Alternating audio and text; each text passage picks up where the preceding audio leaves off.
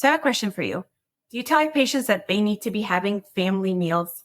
You know, the ones where they sit down and enjoy a well-balanced home-cooked meal together, all while sharing about their day and their highs and their lows. Now be honest. How often do you have family meals? Probably not as often as we like, right? Getting a meal on the table after a long workday is so tough. Trust me, I get it. I struggle with this too. Welcome back to the Exam Room Nutrition Podcast. I'm your host, Colleen Sloan. I'm a registered dietitian and pediatric PA. Each week, I'm giving you answers to common nutrition questions to help you become a more compassionate, confident clinician. So in today's episode, we're going over tried and true strategies for quick, easy, and nutritious dinners. We're discussing how to make family meals more enjoyable and some simple pantry staples to keep on hand to make your meal prep run smoothly.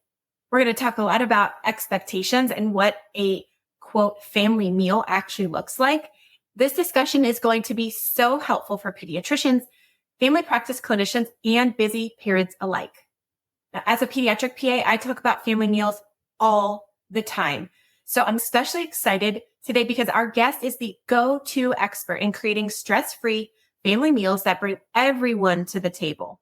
I'd love for you to meet Sarah. Sarah Schlichter is a registered dietitian, recipe developer, writer, and speaker. She owns and writes the popular blog Bucket List Tummy, which focuses on family-friendly recipes and taking away the stress around meals. I can't wait to get into this. Sarah, thank you so much for being here. Welcome to the show. Hey, Colleen, thanks for having me. I'm excited to talk to you today. I love this topic, and I'm so excited to learn from you because I'm a busy mom myself, and getting family meals on the table, it can be so stressful and such a struggle. So I want to first start out by asking you, what are some ideas for busy families? Because I know your Instagram page is full of them. So just kind of start out with just helping us brainstorm these different ideas. Sure. So I think one thing that's really helpful for us is kind of having like a repertoire that we rotate through. And that takes kind of some of the brainstorming effort away from moms where our mental energy is already drawn to so many other things, laundry, work, appointments, play dates, athletic events, things like that. So we kind of just go through the same things every few weeks. And I find that that helps, but I do try to keep it easy. I don't want to be in the kitchen for more than 30 minutes. I'm sure most of us don't have that kind of time, especially if you have younger ones like who are hungry or need to go to bed or just causing chaos in the house. So one pot meals are really good for that. We do a lot of chili, and you can cater that to different preferences if you do meat or if you prefer plant-based. But we do a lot of chili because I find that it's a great way to get nutrients into kids. It's easy. It's one pot, whether you cook it in a crock pot, an Instapot, or even on the stove. It's ready pretty quickly, or you can set it and go if you have a busy day at work. And it's usually full of protein, whether plant-based, meat protein, some vegetables that you can add in, and then some fun flavors. Like sometimes we'll do sweet potatoes or pumpkin to add some extra nutrients, but also give it a little bit sweeter twist. So we do that a lot. We do a lot of sheet pan meals. So those are some of my favorites to recommend to busy families because it really takes a lot of the time away from the prep and cleanup. You're only cleaning one pan. So that might look like some chicken breasts or pork chops on a sheet pan along with some vegetables. Usually we'll do like a bag of frozen broccoli or some sliced peppers and some sweet potatoes or potatoes, something that we can roast them all together. And you could even just pair it with like a side of microwavable rice or something if you wanted to. And then we do a lot of just kind of pick your own things like a snack board dinner. So I've shown on Instagram before serving it in a muffin tin container, but you can even just serve it in, I saw recently someone serving some snacks in like an ice cube tray. But really the idea is that the kids are able to choose what they want to eat. So you provide the different nutritious options or you provide what's being served, and then they have that autonomy to choose what they want, how much they want. So once I put the food on the table, my job is done. I've provided it, and I usually try to provide an array of different things like fruits, vegetables, something crunchy, maybe like crackers or tortillas or garlic bread or naan bread or something. If we're doing a snack bar dinner, and a protein option that might look like pepperoni or beef sticks or cheese sticks or yogurt, anything like that. So I find that those meals are fun when we get into some of the stresses of eating with small children, but that is more of a fun one where they have a lot of fun choosing the different foods, different textures, different colors, things like that. And then just sometimes theme nights can be really helpful for families too. Again, taking that mental energy away. You know that every Friday is pizza night and every Tuesday is taco night and Wednesday is breakfast for dinner, which is really easy. And my kids seem to love that too. So we kind of take a lot of those ideas, maybe change them up slightly, but we're really rotating those every week or two to really try to take a lot of the mental energy and prep work away. I love those ideas. And I actually used the muffin tin idea with my daughter when she was much younger, and she absolutely loved it because you hit the nail on the head. It's so fun for them, right? They feel like, they're like getting their own little charcuterie board. They feel very independent, and it is the perfect practical explanation of the division of responsibilities, right? You said it beautifully. As the parent, you're deciding what you're offering, when you're offering it, where we're eating this. And the child gets to kind of pick and choose those different little items. And it doesn't have to always make sense, right? Like sometimes I'd put in like some cheese and a fruit and, we had leftover green beans. So there's a few green beans in there, right? It doesn't have to be this like perfect meal and it doesn't have to make sense at all, but kids really love that. So I recommend that to my parents often as well too.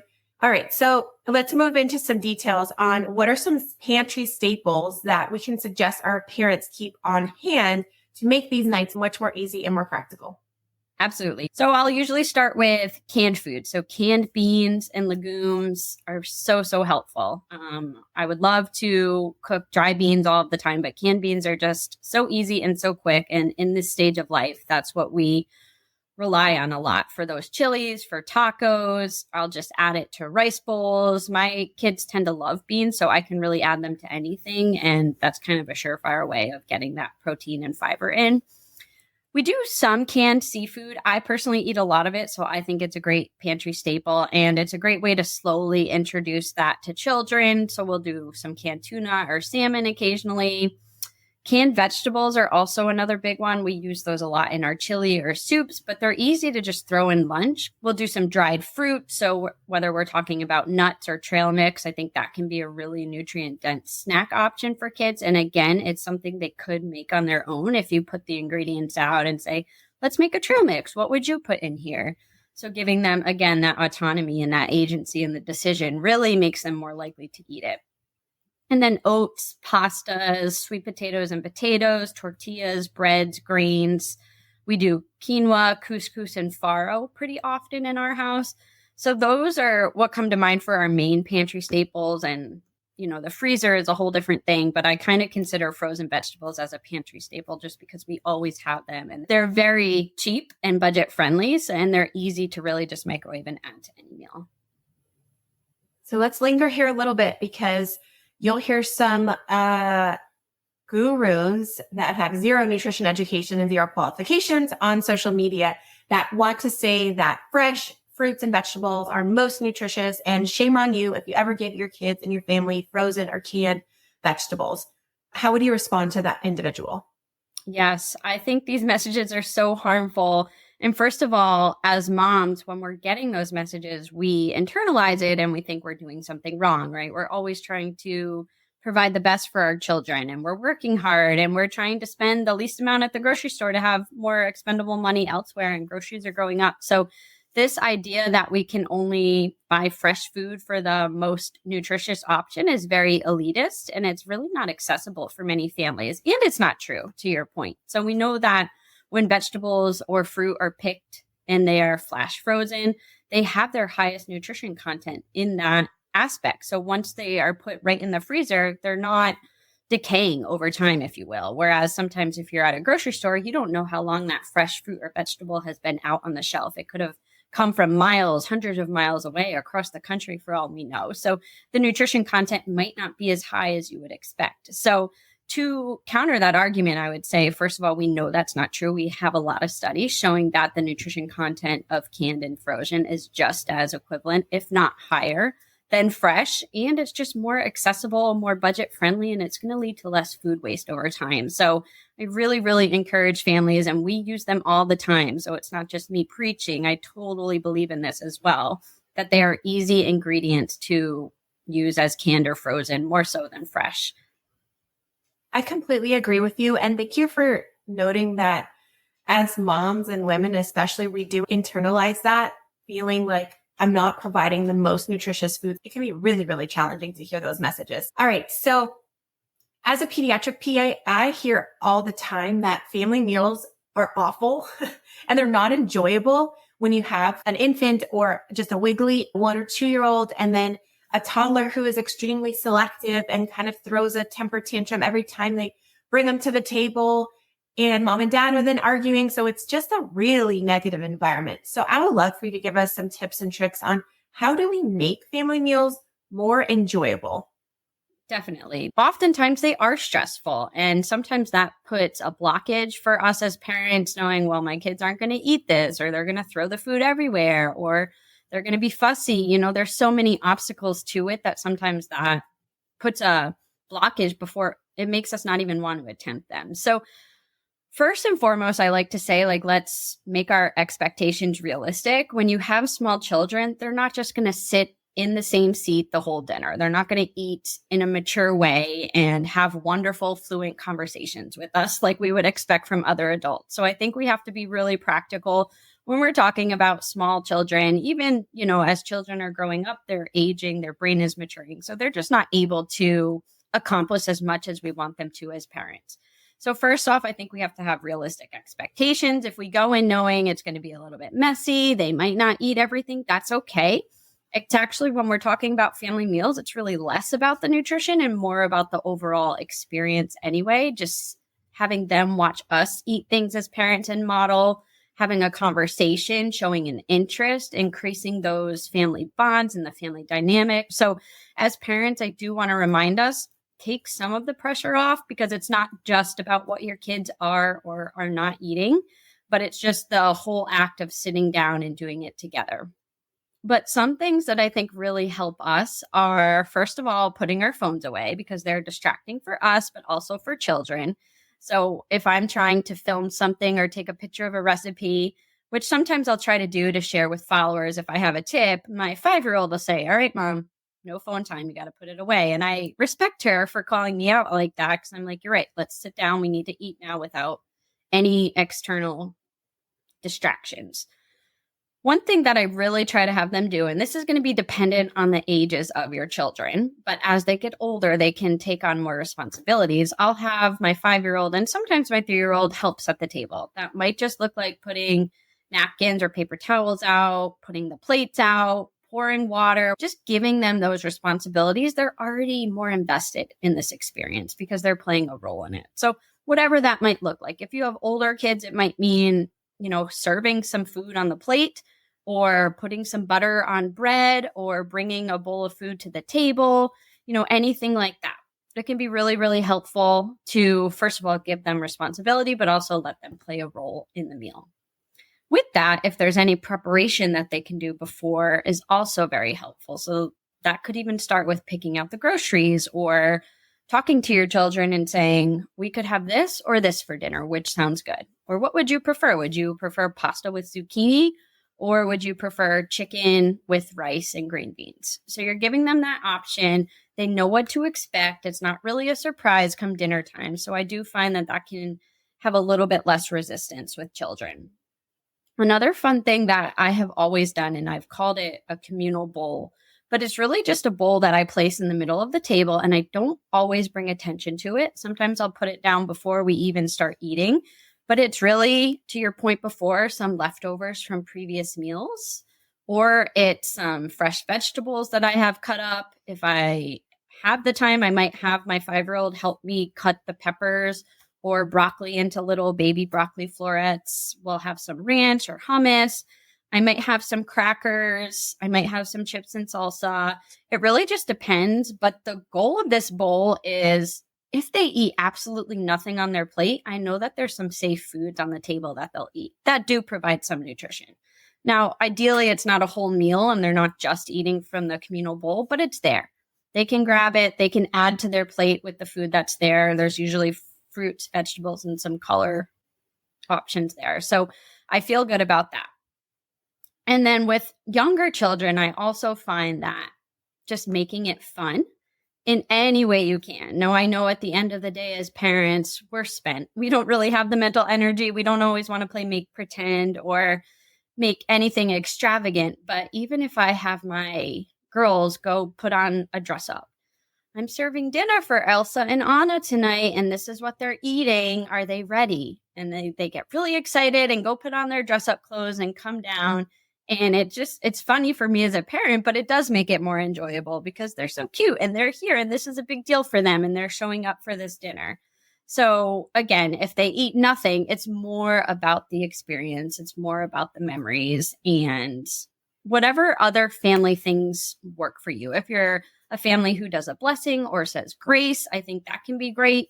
Even just going around the table and asking a child what they're thankful for or what was something positive or good that happened at school or at home or something that they'll remember. So for us, those are just some ideas that it keeps me invested in the meal and reminds me it's not just about the nutrition on their plate, but it's this overall experience that I do want them to have positive memories growing up. I eventually want them to start some of those traditions with their future generations. So I do try to stay in the moment and remember the big picture when it comes to that kind of stuff.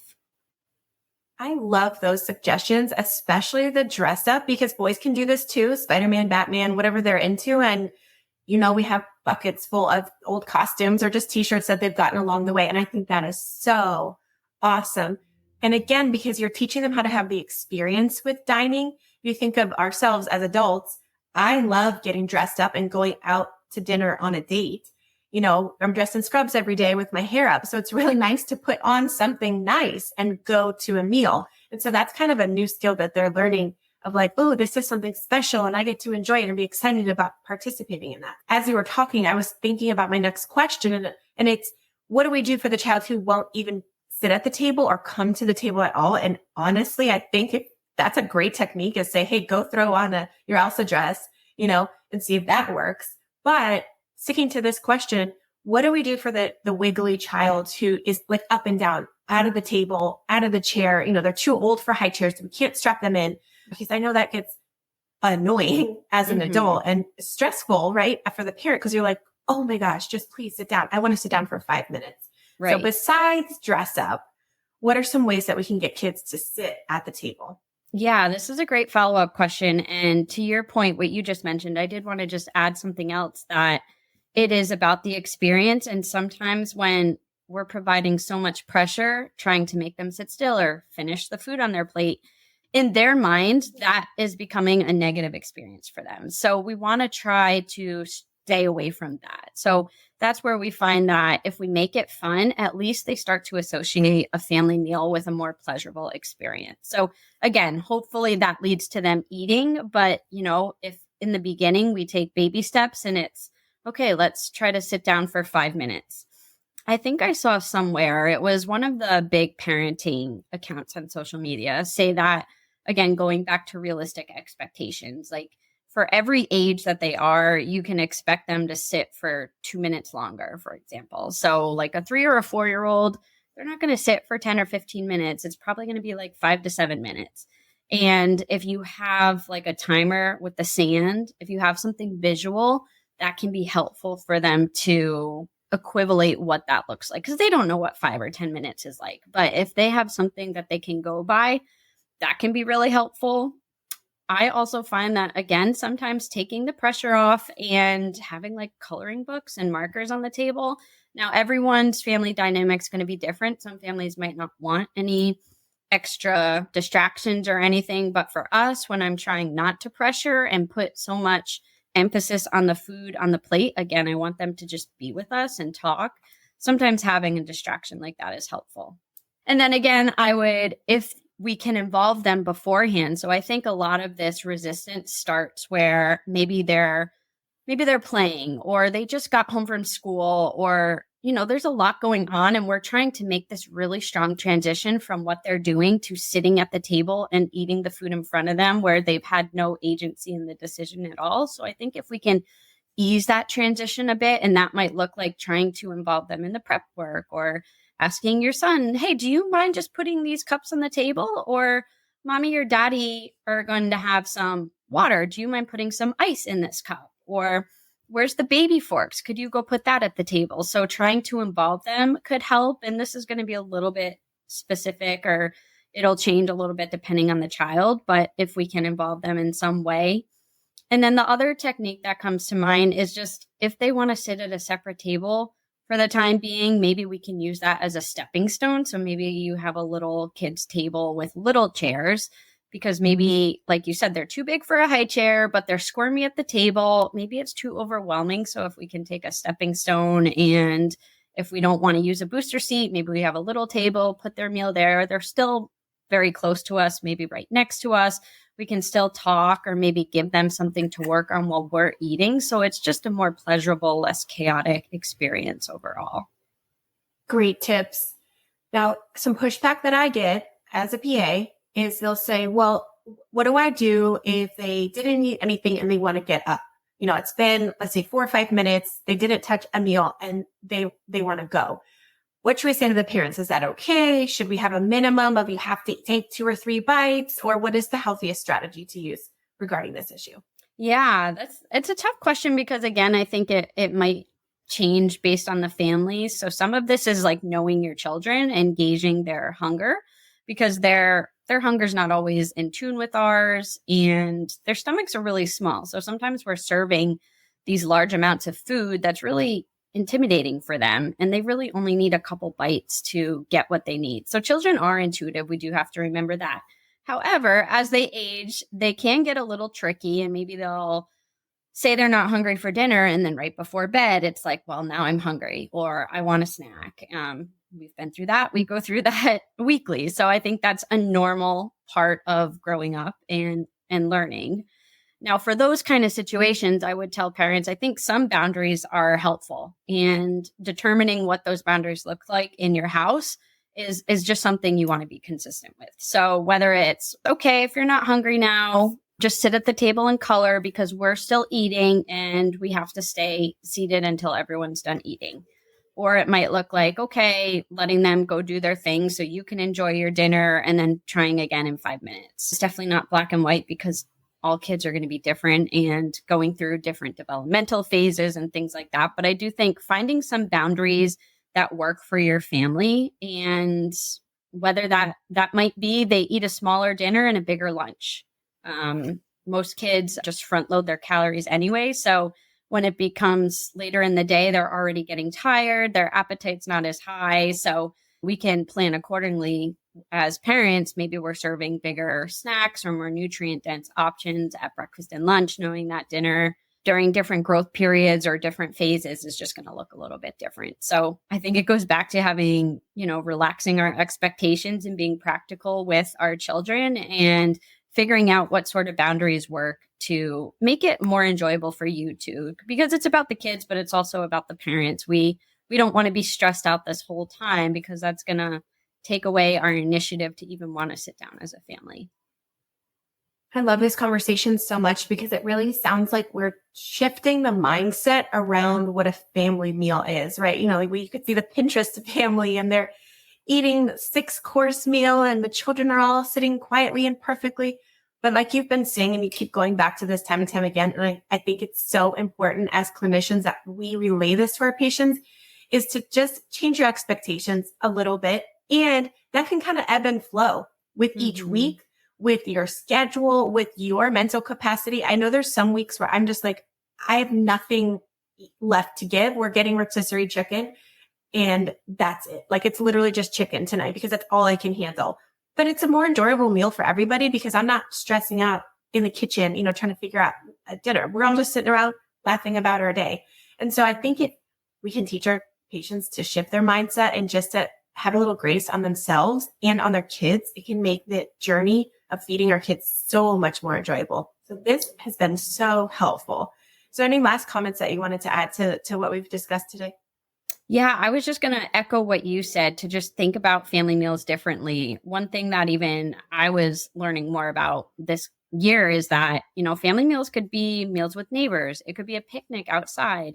It could be a walking meal where you're walking with people. It could be, extended family. It could be colleagues. It doesn't just have to be that nuclear family sitting at a table for the entire meal. Maybe it's snacking while you're watching a movie together. So there are so many different ways that a family meal could be correct and look for every different family. So to your point, that Pinterest worthy expectation with everyone happy and smiling, it's just not really realistic for many families. So expanding upon that and whatever works for you and your family is great. It's more so the act of just getting together and less about what they eat, but more about the experience. I agree with you. And I love changing locations. So like what you had just said, like go outside and have a picnic or take a walk and eat. That used to be my daughter's best way that she would eat is when we threw a picnic blanket outside and I just would have a muffin tin of stuff. So I kind of combined the snack tray with a different location. The other thing that she loved was to eat under the table. It was like so fun and, you kind of like breaking the rules a little bit. So I think that's another great strategy for kids who maybe won't come to the table is get rid of the table and just go eat somewhere else and make it more enjoyable. But I think as parents, we forget to have fun, right? Because we're so stuffy and stressed with life that we forget that kids have fun with everything, and that's included in food. So we really shouldn't rob them of that joy and take that pleasure away from them, but we should really add to it and just tap into that. So I think having fun with family meals is the takeaway point and just lowering your expectations and just creating that awesome experience for our kids and for our families. Sarah, thank you so much for sharing your expertise. I really enjoyed this conversation, and I would love for you to share where people can find you, hang out with you, and just learn more from you. Sure. Yeah. So my website is bucketlisttummy.com, and I have tons of family meal ideas, tons of recipes from little eaters, baby-led weaning, up to adults, but most of them are 20 to 30 minutes max because, again, we don't want to spend too much time in the kitchen when we have all of these other things to do. And I'm on social media with the same handle, Bucket List Tummy. So yeah, thank you for giving me this platform and having this conversation with me. Thank you so much for being with us. I can't wait to have you back on. All right, guys, now it's time for my nutrition notes. Before we close, I have a favor to ask you. If you have a friend or a colleague who struggles with finding the words to say around nutrition or weight, could you please share this episode with them? Grab the link and shoot them a text. I'd love for them to listen as well. My goal is to help as many clinicians as possible realize that nutrition matters, and it is possible to educate our patients toward a healthy lifestyle despite all the barriers that we face. I absolutely loved my conversation with Sarah because I'm extremely passionate about family meals, and I love the tips that Sarah had shared. So I wanted to share a few others that have worked for me personally in the past. And the first one is the idea of giving each child a job. And you can do this from a very young age. Why I love the idea of jobs is because it's another exposure that the child is having towards that food, especially if you've got a selective eater on your hands, because now they're having to either touch the food, talk about the food, look at the food, have the food near them with zero pressure to actually put that food in their mouth and eat it. So for the very young kiddos, I love having them help in the kitchen washing the fruits or the vegetables. It's a very easy thing to do.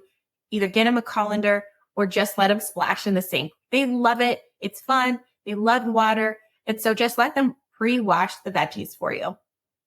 For older kids, they make kid-friendly and kid-safe cutting utensils and scissors. So I like having the older kids, and that could be between 5 and 9, cut up the fruits and vegetables for the meal. So like broccoli is a great example. You can get them some scissors and they can just cut the broccoli from the head into different florets. If you have lettuce, like romaine lettuce, you can have them easily just break the lettuce apart and they can just kind of tear it apart with their hands. Once the food is cut, I also like to have the older kids lay out the different veggies on the baking sheet and allowing them to sprinkle the seasonings on it. And then like we had talked about, while the food is baking, you can have them set the table, choose the placemats, choose the napkins, choose where everyone is sitting. They can even create place markers so they can, with 3x5 cards, you could just fold it and they can write the family member's name and they can tell where everyone is sitting for that night. And you can kind of switch it off. Like, hey, Monday night, Susie's going to pick where everyone sits and Tuesday night, Johnny is going to pick. So they each have kind of their fun job that they get to be really excited about. The last way that I really love to make food fun for kids is to name a certain dish after them. They love this because it's ownership and they feel so proud of it, especially if they helped in the preparation of it and it's their dish. So for example, if you make tater tots and your child helped you pour them from the frozen bag onto the baking sheet, you could call those Tyler's Tots. And they're going to be super proud of that. Or if you have a salad that your one child really, really likes, and maybe they pour the dressing over it and they toss the salad for you, it could be Susie's salad. But naming a certain dish or a dinner for one child is so, so fun.